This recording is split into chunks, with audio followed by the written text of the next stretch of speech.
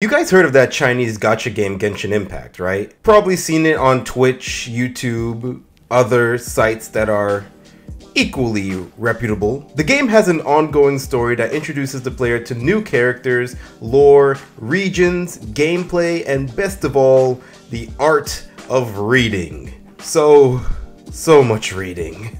The main story follows a traveler who is desperately trying to reunite with their sibling and hit up as many festivals as they can along the way. I started playing the game a little before 2.0 and I'm still playing today. Nearly 4 years. That's a lot. And yeah, it's been pretty on and off. I think there were 1 or 2 patches where I just wasn't active at all, but I end up coming back, and right now I'm in a place where I love the game and I always look forward to new updates. I'm cleaning up all the world quests I've missed, and I'm trying to level up my character so I can use whoever I want instead of just the same 4. Don't ask to look at my builds though, it's I'm still not into all that. I'm all about the feelings of adventure this game gives me. Going around, seeing new places, helping out where I can as the traveler, that's what really draws me back. That and the colorful cast of playable and non-playable characters, their history, their goals, faults, that's the kind of stuff I eat up. Thing is, in a world with so many characters, in any story, it can be hard for the main character to stand out, especially in an RPG game like this where the player is supposed to feel like it's them in the adventures and getting all the praises, the ships, the rivals. The big downside with this is, with MCs like that, they're not really allowed to have anything past basic thoughts, so as to not feel too different from the player. This is why we have the traveler in so many scenes but saying so very little. Instead of talking, we just see him standing there with that freaking grin on his face. Over the years though, I have noticed small moments of actual character with the traveler, and whenever we do get these moments, the more I see an independent person, one that I actually find interesting and engaging. So today I want to take a look back through the traveler's adventure and appreciate what we got so far, and highlight what I really think works for the character. So since I do play the game as Aether, from here I'll be referring to the traveler as him,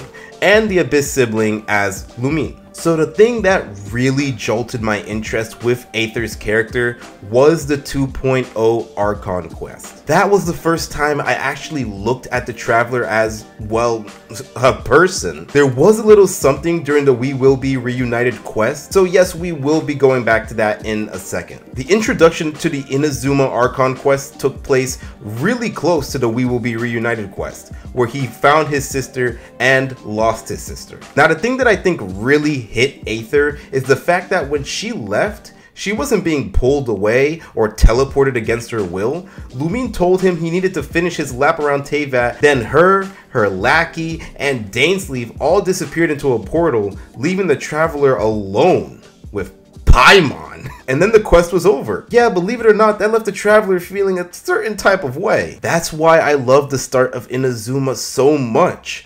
Aether's experience in the last quest affected him and strongly influenced his decisions coming into Inazuma. When Ayaka asks for his help in dealing with the crisis in Inazuma, he refuses. What's interesting is that not only is he not willing to help, but he's also kind of rejecting Lumine's instructions to journey through the world like she did. He didn't want to experience the world and learn about it, he just wanted to go straight to the Archon and get any kind of hint to where his sister is. Aether still feels abandoned by his sister. In a way, I think he was left bitter after the Dainsleif quest. Because of that, he really tried to speedrun his way to Conria and avoid the drama of each nation. I feel like having your main character trip up like this and act on pure self-interest, it's a good way to show that they're a person. It's not like I want the main characters to be selfish or edgy all the time, but if it fits with the character and what they've been through, I think moments like these help us to sympathize with them and understand where their mind is at the moment. It's not all gloom though. This act showed us how good-natured and empathetic Aether is too. Once Aether saw firsthand what the Vision Hunter Kree was doing to the people of Inazuma, he couldn't help but get involved. He didn't want to see these people in any more pain, which was what Ayaka cleverly figured would happen. Since then, Aether has entered each nation willing to help while also looking for answers. It feels like he's really embraced his journey now, accepting that he does need to experience Teyvat before officially reuniting with his sister. During the We Will Be Reunited quest, we get an official conversation about Conrio, and we learn that the Traveler not only has been there before, but had memories of the place as well. We never really got a clear and official concrete timeline as to what happened when Aether and Lumine landed, and when Aether eventually woke up, and when they tried to escape. But I'm imagining that he probably has small glances of the place while Lumine led him away so that they could escape. Hearing the fact that Aether does have memories of Conrio definitely surprised me. But what really surprised me was the fact that off screen the Traveler has been going to libraries and bookshops gathering information on Conrio in hopes that the information will give him a clue about his sister. The character on his own, without Paimon or someone suggesting, is actively looking for information and not just waiting for it to fall on his lap. Not only that, but he's looking for this information through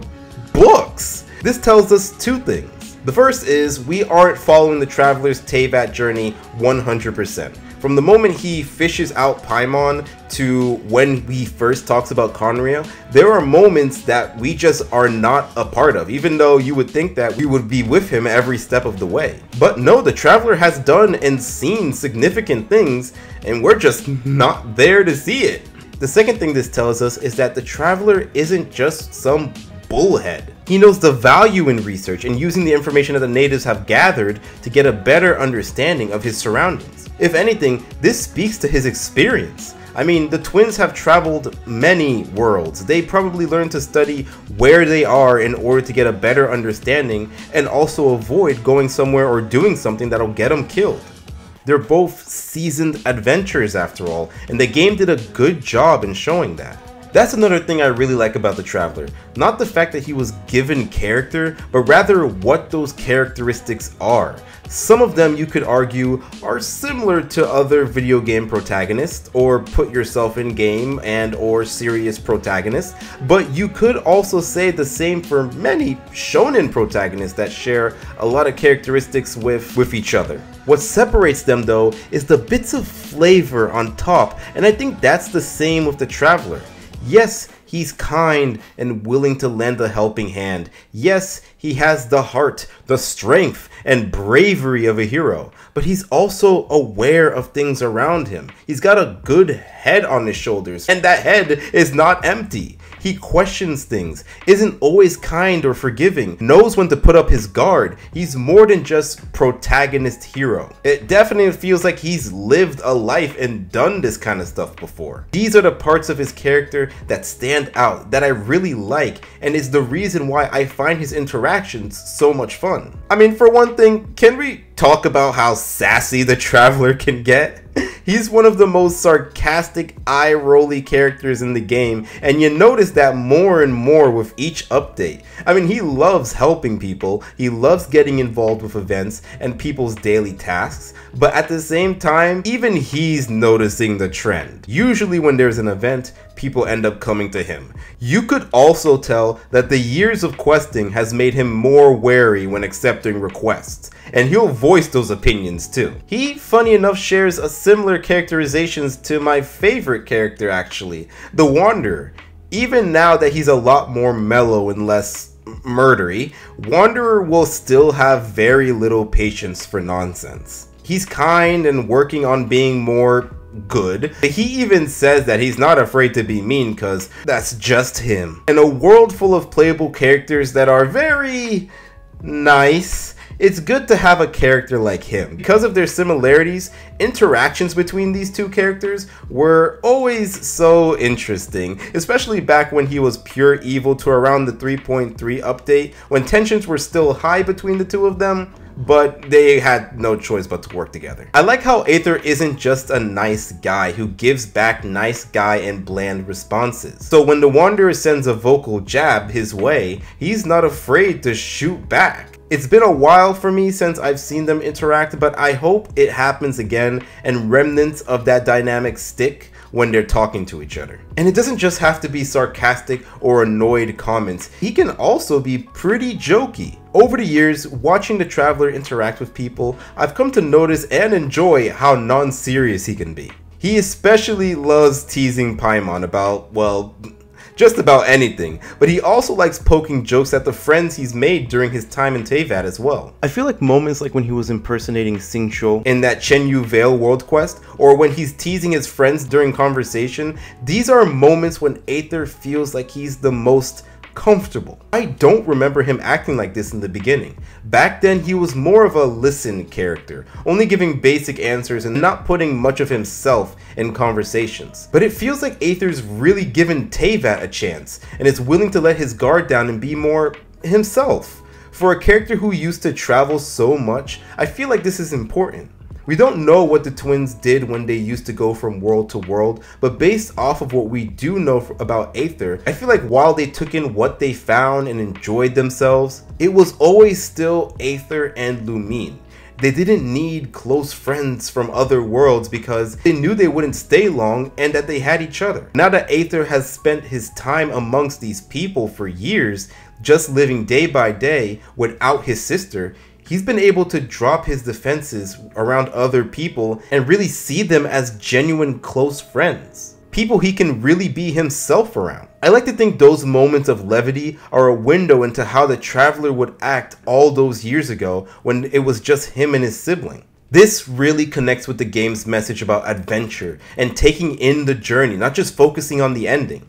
With Aether creating genuine relationships and treating Teyvat like a home and not just a place he's gonna leave in 2 or 3 years, he's embracing what it means to travel in this world, which I think that's exactly what his sister wanted from him. To not just learn about this world and its lore, but to care about it, see it as home, so that way he can understand why she's doing what she's doing. Despite this though, I could still feel the struggle in the Traveler, the conflict.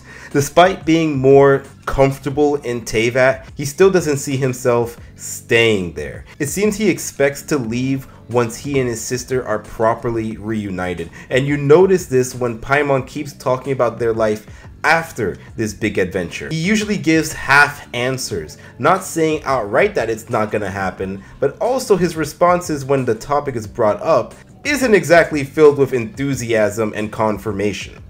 Instead, he basically just says something like, yeah, we can discuss that later. I think the big question they're leaving in the air is, will the Traveler make a home here if he's given the choice, or will he continue to be a wanderer when there's no longer anything tying him down? If he did leave, it'd be a sad day for a lot of characters in Teyvat.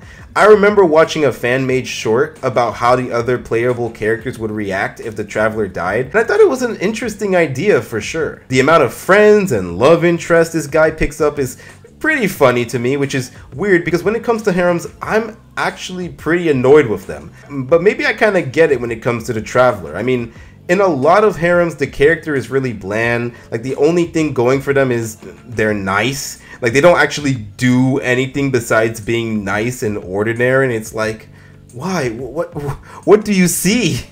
Aether, he's nice, yes, but it's more than that. This is a guy who likes helping people around him, and not just with big adventures, though there's plenty of that. You'd also see him doing little things, from helping a young girl train to become an adventurer, to helping a theater group put together a grand play in honor of their deceased friend. I believe if an audience member can already predict how your character is going to act just based off of their past actions, you're doing a pretty good job. I remember playing the latest Lantern Rite quest, the 5.4 quest. I remember when Lanyan and Ningguang said that the Traveler wasn't going to be able to help them because his body doesn't react properly to Lanyan's powers. Already, before they cut to the Traveler alone in front of Hu Tao's shop, I already knew that he was going to be devastated. He was going to be frustrated that there was nothing that he could do, just based off of the fact that every chance that he got, especially to help his friends,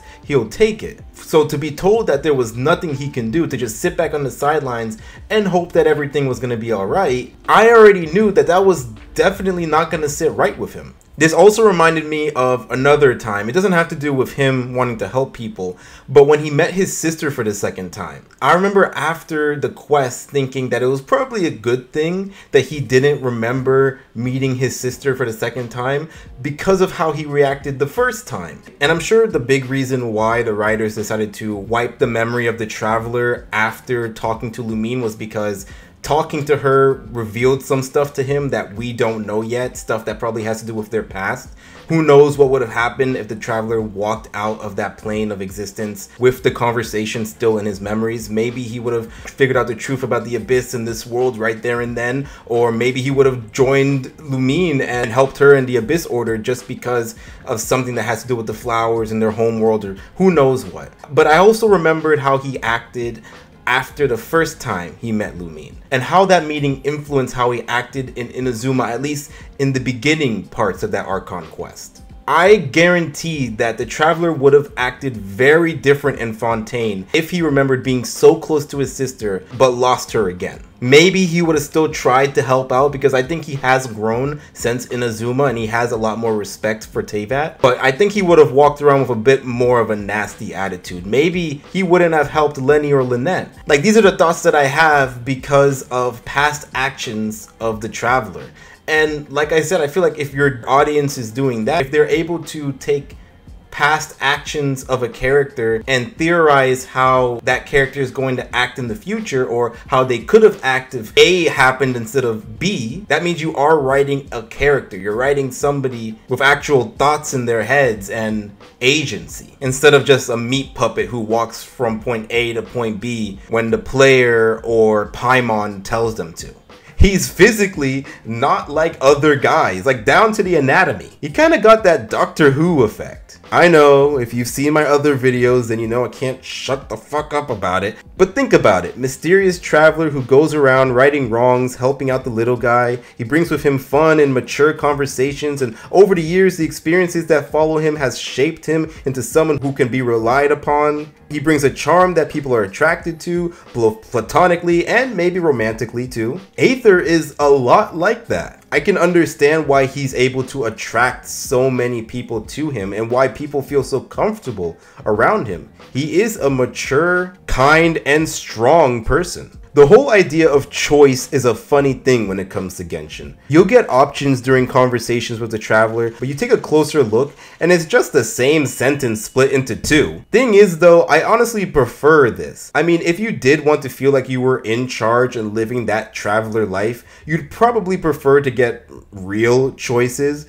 But I love this because this separates the Traveler further from being a stand-in for the players, because the thoughts on the screen are just 100% his canon opinions with no influence from the player, just like every other character. I mean, it's definitely not perfect. Hoyoverse is trying to have their cake and eat it too by wanting the Traveler to be this self-insert and also wanting to give him his own opinions and character, and it just makes the writers feel undecisive. This results in the Traveler feeling bland to some, while others feel like they don't have the level of control they want with a character that's supposed to be them. I suggest just going for one or the other. Personally, I wish they could just go all in on making Aether his own character. Give him voice lines for story quests, events, and Archon quests. Give him more to say during conversations. Maybe even give us a little more of his background. Though, to be fair, they have been giving us bits and pieces, honestly, more info than we've gotten for like Zhongli and Venti. And yes, I have noticed that the Traveler has been getting more voice lines and also more lines in general in stories. That's one of the reasons why I made this video. It definitely feels like the Traveler is more present in conversations. Just want more. I mean, they have a very good MC potential right here. They just need to grab it and do more with it. You know what I mean? Oh well. There's nothing I can really do except roll with it for now. Despite sometimes feeling that the Traveler could do more or say more during his own story, I still like the type of character he's becoming while I play this game. Through Aether, I have been able to enjoy this world, meet a lot of fun characters, and learn so much fictional history. So yes, Traveler, I am glad I was able to make a connection with you, and I hope you're able to shine even brighter in future patches.